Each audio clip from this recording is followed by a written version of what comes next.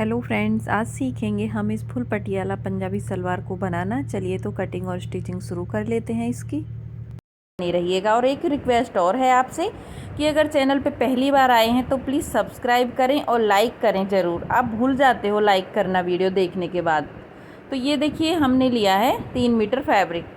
ये हमारा उसका सैंटून का कपड़ा है 3 मीटर। ये चमक वाला होता है और ये 40 रुपये मीटर मिलता है। तो सबसे पहले पार्ट के लिए कपड़े को फोल्ड करेंगे। पहले 2 फोल्ड करेंगे, आप ध्यान से देखिएगा, और फिर उसके बाद 4 फोल्ड करेंगे। तो अब आप गिनोगे इनको तो ये हमारी 4 तय होंगी। अब उसके बाद आपकी सलवार की लंबाई कितनी है आपको यहाँ पे देखना है।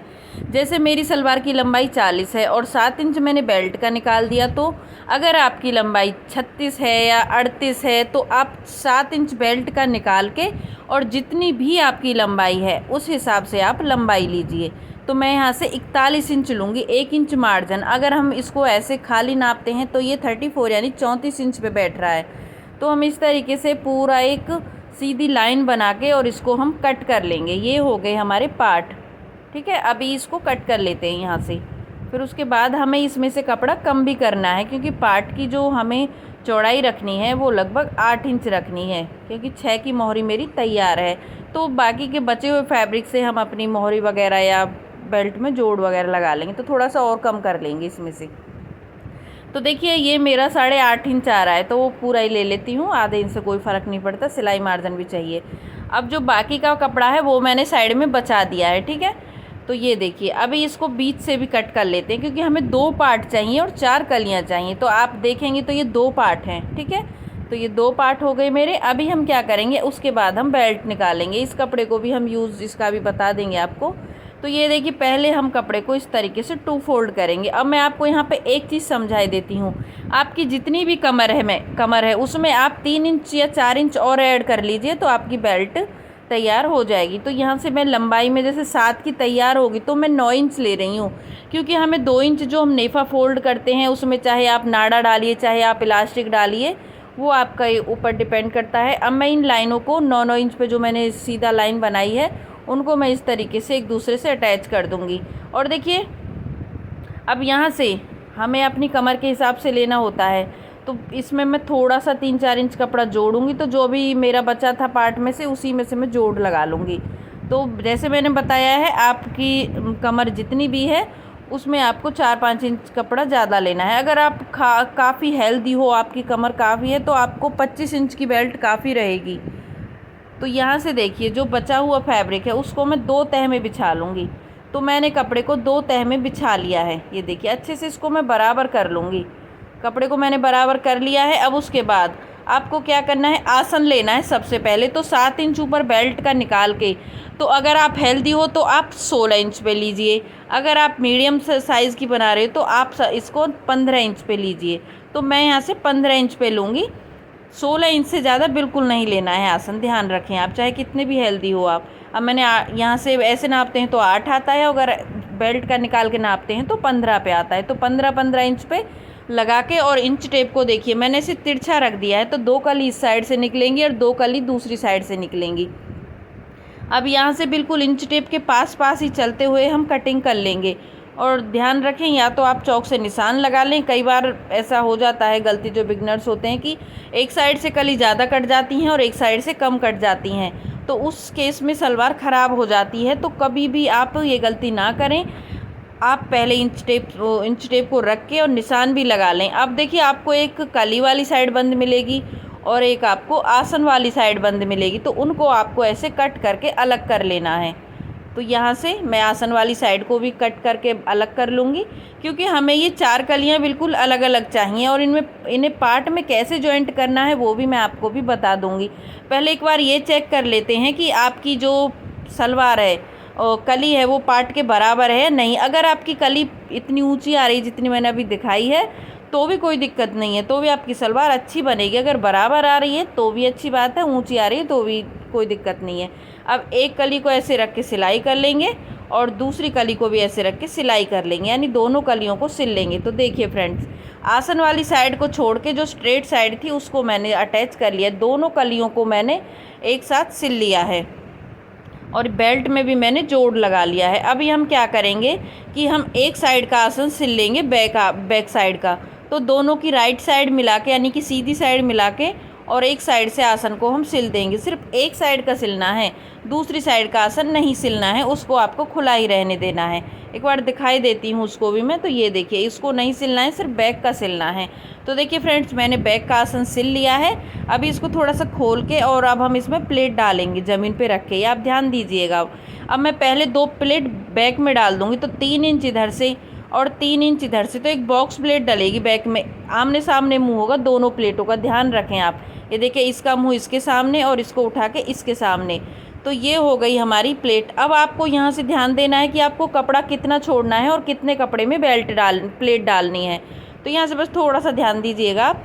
तो ये दोनों हो गई मेरी कंप्लीट। अभी अपनी बेल्ट लेंगे, तो बेल्ट को हम इस तरीके से मोड़ लेंगे। बेल्ट में जोड़ ज़रूर लगा लें, जो हमने बताया है आपको। और पहले इसके सेंटर में निशान लगा लेंगे हम बेल्ट के में। ये सेंटर में निशान हो गया। एक छोटा सा कट भी डाल देंगे इसमें। अब आपको क्या करना है कि यहाँ से 10 इंच छोड़ना है, यानी कि 10 इंच तक आपको कोई प्लेट नहीं डालनी है। अब जितनी भी प्लेट डलेंगी, जो इस साइड कपड़ा छूटा है वो कितना है वो भी नाप लेते हैं। तो वो 14 इंच है, तो उसी में सारी प्लेट हमें डालनी है। तो ये देखिए, यहाँ से लेके, मैं एक बार बता देती हूँ, यहाँ से लेके और यहाँ तक आपको खाली सिलाई चलानी है, क्योंकि प्लेट तो ऑलरेडी मैं डाल चुकी हूँ। अब बस इसको यहाँ से यहाँ तक सिल लेंगे। तो देखिए फ्रेंड्स, मैंने यहाँ से यहाँ तक सिल लिया है। अब मेरा बचा 14 इंच कपड़ा, तो उसमें सारी प्लेट हमें डालनी है। और देखिए, आप ध्यान दीजिएगा, मैंने सलवार को सीधा करके रखा हुआ है, और जो प्लेटों का डायरेक्शन है, यानी कि प्लेटों का मुंह है, वो मैं आसन वाली साइड को कर रही हूँ, यानी कि जहाँ पे मैं बैठी हूँ मैं उस साइड को कर रही हूँ। और जो प्लेट की चौड़ाई होगी वो लगभग 3 से 4 इंच की होगी। तो मैं यहाँ पे 4-4 इंच की प्लेट डालूंगी। और एक बार आपको नापते हुए चलना है। ये देखिए, प्लेट को ऐसे उठाना है और उठा के आपको इसी प्लेट के साथ ऐसे अटैच कर देना है। ये देखिए, और ध्यान रखें इनका जो डिस्टेंस है वो बराबर होना चाहिए, यानी कि इसमें मैं लगभग 1 से आधा इंच का गैप छोड़ रही हूँ प्लेट लगाने के बाद। तो इसी तरीके से आपको बिल्कुल नाप के अपनी प्लेट डालनी है।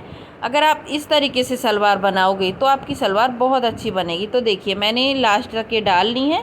अब एक बार चेक कर लेते हैं हम इसको। तो देखिए, बिल्कुल बराबर आ रहा है मेरा ये वाला हिस्सा।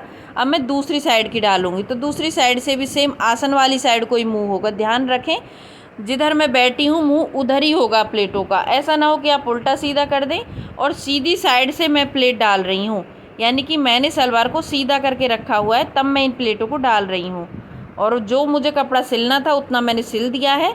और बीच बीच में चेक करते रहेंगे, ताकि हमें ये पता रहे कि हमारी जो प्लेट है वो सही आ रही हैं। कई बार क्या होता है कि हम अंदाजे से ही डाल देते हैं, तो बेल्ट बड़ी हो जाती है, या मतलब जो भी प्रॉब्लम है वो आपको फेस करनी ना पड़े। तो इसीलिए आप बीच बीच में चेक करते रहें, तभी मैं आपसे कह रही हूँ। तो देखिए, अभी मैंने पूरा अच्छे से कर लिया है क्लियर इसको। अब एक बार नाप के देख लेते हैं। तो अभी आप देख सकते हैं फ्रेंड्स, मैंने अच्छे से इसको पूरा कंप्लीट कर लिया है, एकदम बराबर आया है। अब इसकी सिलाई कर लेते हैं। तो सिलाई करने के लिए सबसे पहले क्या करेंगे, हम इसको रखेंगे और यहाँ से इसको सिलाई कर देंगे सीधा ही। अब हमें कोई भी प्रॉब्लम नहीं होगी।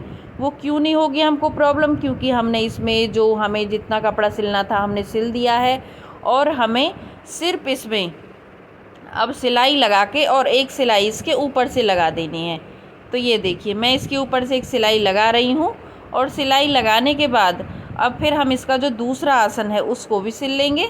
तो ये देखिए, मैं इसका जो कपड़ा है वो ऊपर की साइड को ही मुँह करके तब कर रही हूँ, सिल रही हूँ उसको। और पिन सारी निकाल देंगे अब, क्योंकि अब जो हमारा पिन वाला काम था वो कंप्लीट हो चुका है। तो अब बस हमें इसमें नेफा बना लेना है। तो सबसे पहले हम लगभग आधा इंच सिल के और फुट को उठा के और 1 इंच तक खाली छोड़ेंगे, मतलब वहाँ सिलाई नहीं चलाएंगे। और बिल्कुल आसन तक सिल लेंगे हम इस तरीके से। यहाँ से हमने आसन तक सिल लिया है इसको। और आसन तक सिलने के बाद यहाँ से अब हम इसमें नेफा बना लेंगे। तो इस साइड से सिलेंगे हम, और फिर हम दूसरी साइड से सिल के और इसको पूरा कंटिन्यू तैयार करेंगे। ये देखिए, यहाँ से मैं इसको लगभग, जैसे मैंने 2 इंच ज़्यादा लिया था, तो मेरा आधा इंच तो चला गया जब मैंने बेल्ट को जोड़ा, और 1 इंच 1.5 इंच मेरा चला गया इसमें जिसमें मैं अपनी सिलाई कर रही हूँ नेफे में चला जाएगा, जिसमें हम नाड़ा डालेंगे।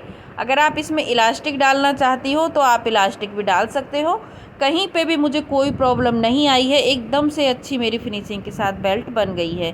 ठीक है, अब हम अपनी मोहरी बनाएंगे। तो मोहरी के लिए आपको मैंने ये फोम वाली बुकरम ली है, आप नॉर्मल बुकरम या पेपर पेस्टिंग का भी यूज़ कर सकते हो।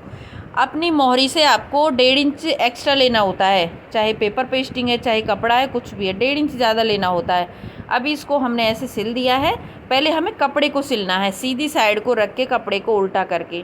ठीक है, अभी फॉर्म वाली बुकरम को रखना है और ऐसे पलट के आपको बिल्कुल इसे ऐसे सेट करके रखना है, ताकि इसमें बिल्कुल भी गैप ना रहे और ये लूज़ ना हो, क्योंकि हम फॉर्म के ऊपर सिलाई नहीं लगाते हैं जब उसको उसके साथ अटैच करते हैं मोहरी के बेस के साथ। बेस बोले तो जो नीचे का बॉटम होता है, क्योंकि फिर वो कट जाती है जो फॉर्म होती है। तो सिर्फ हम डिज़ाइन बनाते टाइम उस फॉर्म पे सिलाई लगाते हैं। पहले हम एक सीधी लाइन बनाएंगे, सीधी लाइन बनाने के बाद 2 सीधी लाइन बना के और फिर हम इसमें जिगजैग वाला डिज़ाइन देंगे। तो जिगजैग वाला डिज़ाइन काफ़ी अच्छा लगता है, वो आप अपने अकॉर्डिंग आप जो भी इसमें डिज़ाइन बनाना चाहती हैं वो आप इसमें बना सकती हैं। तो यहाँ से मैं इसमें सेम ऐसे ही जैसे मैं आपको बता रही हूँ जिगजैग वाला डिज़ाइन बना लेंगे। ये देखिए, ये डिज़ाइन बनाने के बाद अभी हम क्या करेंगे कि एक सिलाई हम इसके ऊपर से और लगाएंगे, मतलब एक बार जिगजैग वाला डिज़ाइन, एक बार सीधी सिलाई। तो ऐसे ही कंटिन्यू हमको ये करना है। तो ये देखिए, मैं यहाँ से पूरा कंप्लीट इसको कर लूँगी। और इस सॉरी मैं आपको ये बताना भूल गई, इस बुकरम की जो चौड़ाई मैंने ली थी वो मैंने 3 इंच ली थी। तो ये चीज़ हम बताना भूल गए, तो हम अभी बता रहे हैं आपको, 3 इंच चौड़ाई ली थी, ताकि इसका लुक अच्छा है मोहरी का। अब इसकी फिटिंग कर लेते हैं। अब यहाँ पे आपको देखना है कि कितने इंच की आपको चौड़ाई रखनी है। जैसे मुझे 6.5 की रख के और तिरछा निशान लगाना है। ठीक है, तो यहाँ से मैं इसको तिरछा निशान लगा के और बिल्कुल आसन तक ले आऊँगी। अब जैसे मैंने आपको ये वाली मोहरी बनानी बताई है, जो इसका दूसरा पार्ट होगा मोहरी का, उसको भी हमें सेम ही बनाना है, उसमें भी कुछ भी अलग नहीं है। तो वीडियो काफ़ी लंबी हो जाएगी, इसीलिए हमने आपको एक में बहुत अच्छे तरीके से समझाया है। फिर भी कहीं पे कोई डाउट आता है तो नीचे कमेंट करके बताइएगा। एक्स्ट्रा फैब्रिक को कट कर देंगे, पूरा कपड़ा नहीं कट करना है, 1-1 इंच कपड़ा रखना है इसके अंदर, ताकि कभी टाइट लूज़ कर सको। तो देखिए, ये लुक ऐसे आता है साइड से ही, देखिए बड़ा प्यारा लुक आता है।